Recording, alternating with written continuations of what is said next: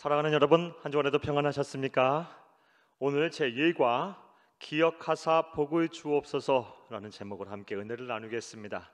여러분 가지고 계신 구역공과 10페이지를 펴시고 함께 읽어가면서 우리 함께 은혜를 나누겠습니다. 나눌 말씀은 느헤미야 13장 1절에서 3절 그리고 28절에서 31절입니다. 외운 말씀은 느헤미야서 13장 31절입니다. 함께 읽겠습니다.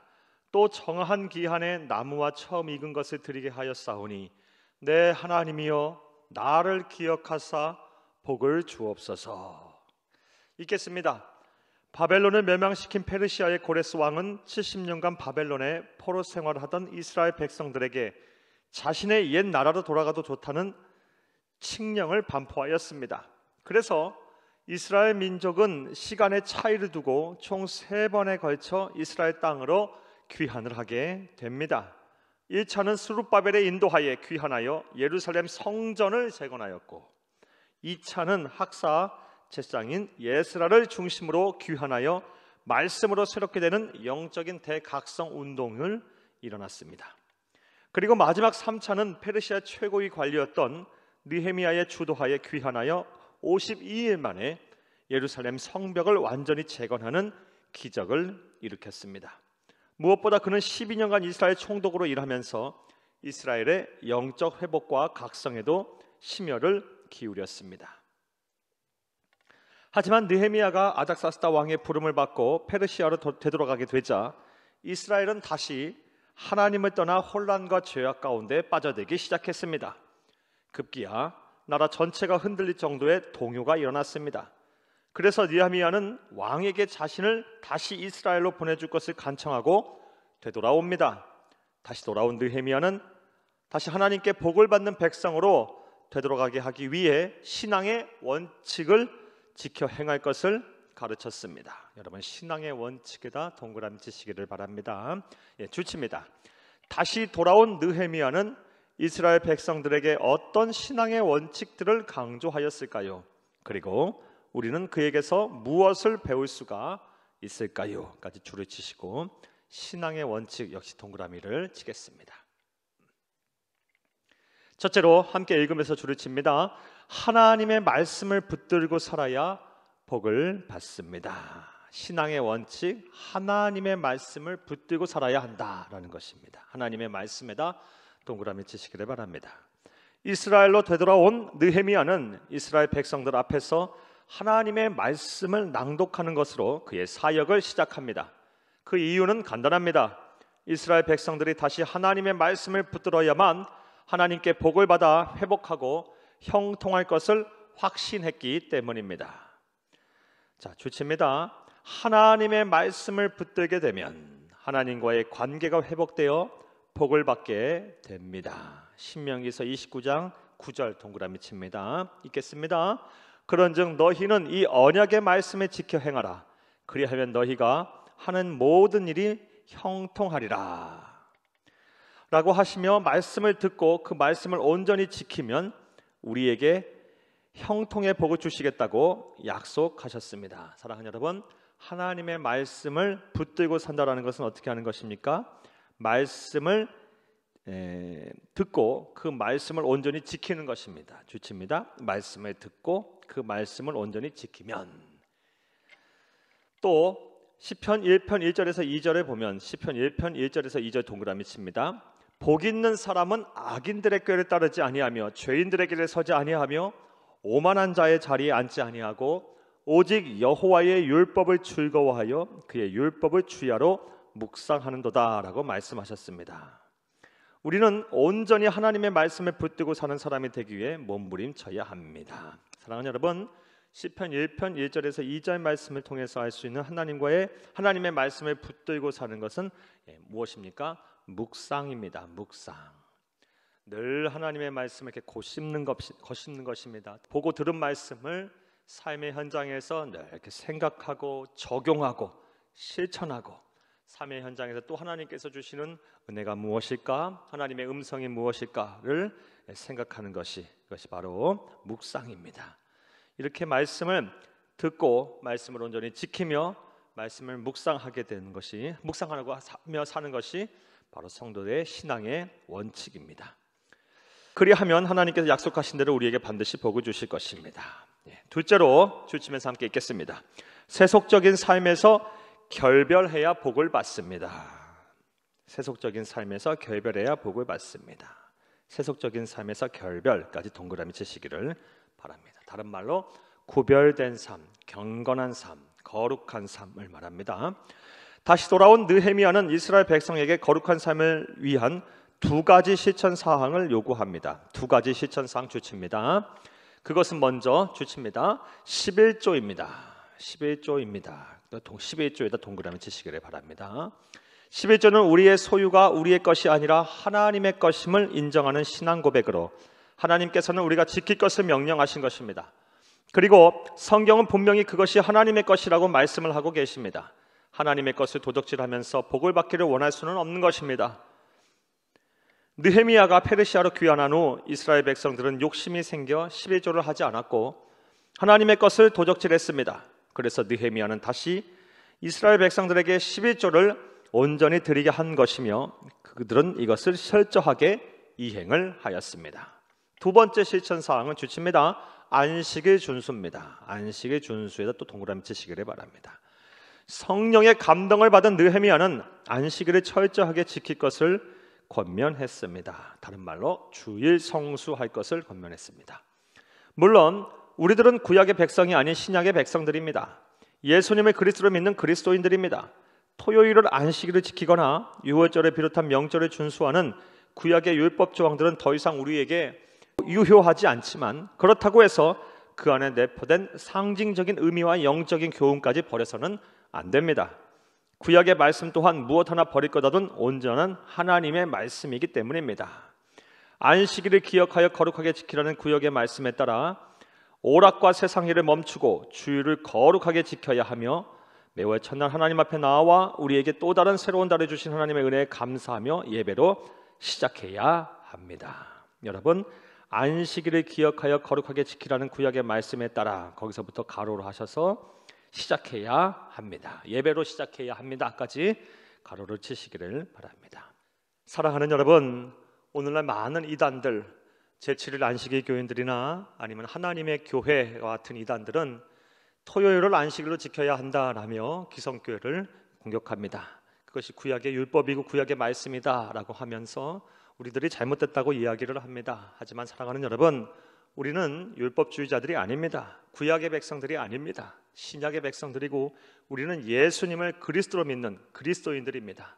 예수님께서 부활하신 날, 예수님의 영인 성령 하나님께서 임재하신 날, 거룩하신 성령 하나님께서 사도 요한 선생님을 통해서 재림의 때를 보여주신 날, 이 모든 날이 다 주일날입니다. 따라서 우리는 일요일을 주일날로 지키는, 주님의 날로 지키는 것입니다. 따라서 이러한 말들을 듣고 현혹되지 마시기 바랍니다. 우리는 그리스도인들입니다.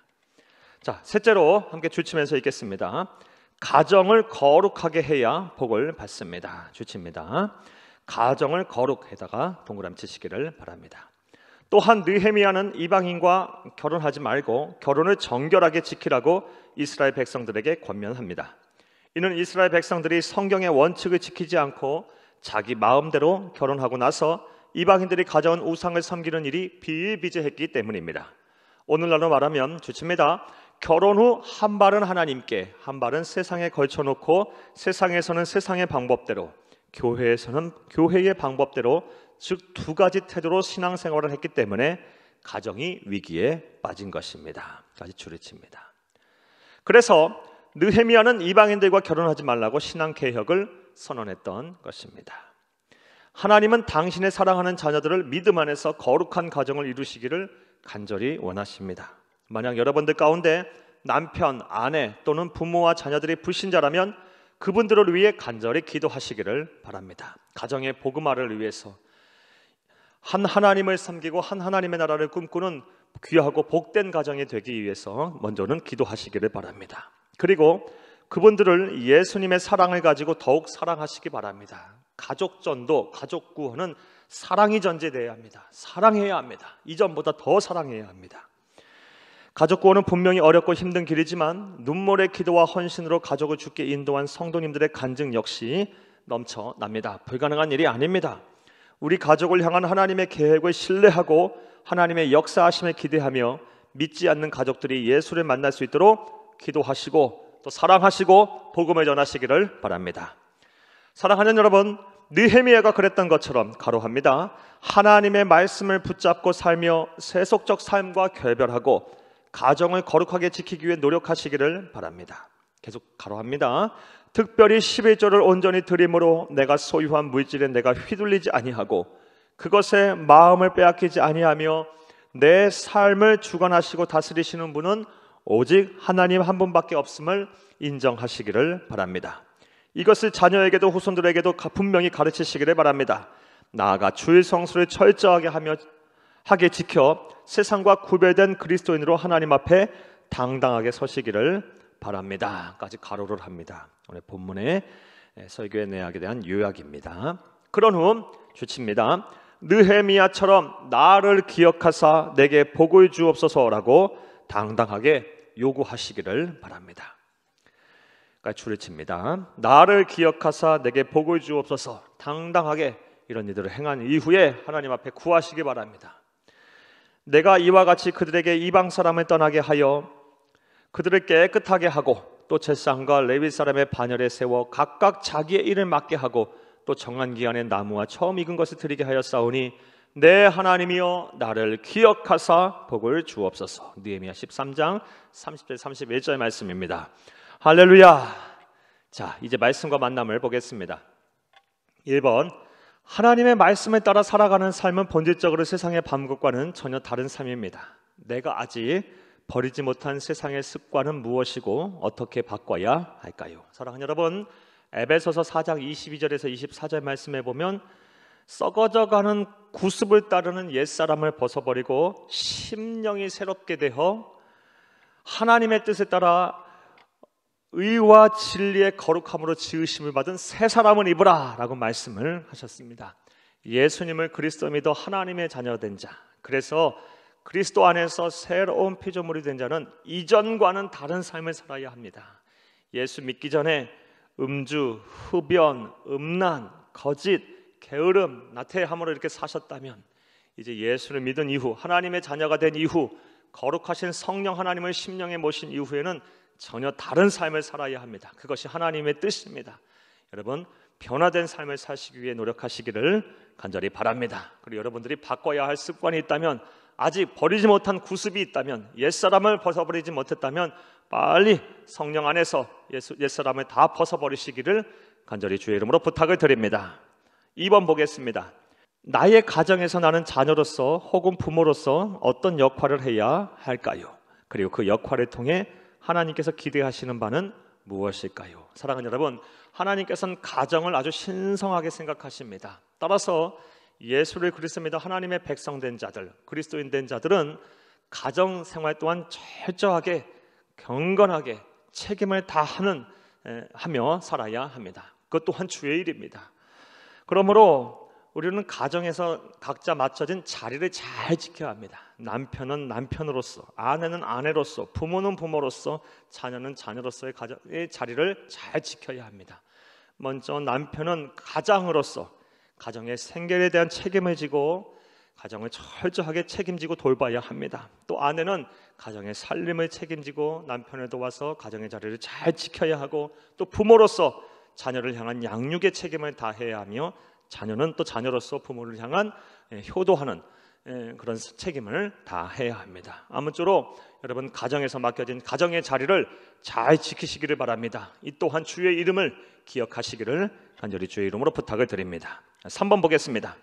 나를 기억하사 복을 주옵소서라는 고백이 나의 삶에서 나올 수 있도록 나의 삶에서 어떤 부족함을 채워야 할지 생각해보고 실천을 결단해 봅시다. 사랑하는 여러분, 오늘 본문 말씀을 통해서 우리는 중요한 신앙의 원칙들을 배웠습니다.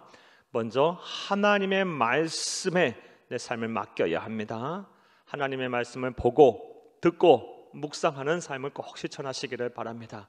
올 한 해 최소한 성경 일독은 꼭 하시고 정한 말씀 꼭 정독하시면서 기억하시면서 묵상하시기를 바랍니다.